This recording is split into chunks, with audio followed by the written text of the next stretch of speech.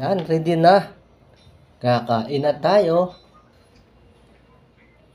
Yan. Kain. Ito tayo ng binuguan. Yan. Bigyan muna natin yung ating luya. Hanggang sa lumabas yung aroma niya. Yung ating garlic, sunod natin. Tatlong pirasong bili. Sunod natin yung ating iniwan ng maliliit na pork. Ganyan.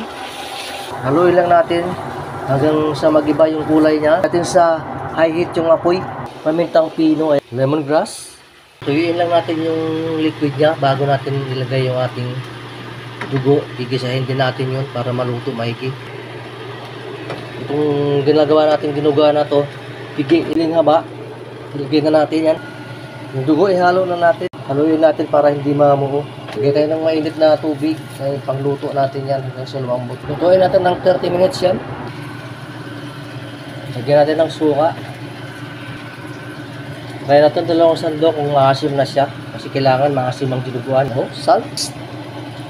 Halo lang natin yan. Cubes, lagay na natin yan para lumasa. Alisin na natin yung ating tanlad. Hindi lumapot yung ating dinuguan kasi namuo, nakalimutan ko haluin. Gumulo siya. Maglalagay na lang tayo ng cornstarch or glutinous rice na kaunti. Dinagdagan ko lang bay leaves para mabango siya. Maglalagay tayo ng cornstarch para lumapot siya. Ayan, kasi namuo yung ating dugo. Nakalimutan ko haluin kanina kaya ayun, namuo siya. Patis, lagay tayo, umusin at baka umalat. Dagdagan natin yung paminta para umanghang siya. Ayan, ready na. Iup na natin yung ating apoy. Ayan. Ating titikman. Sarap.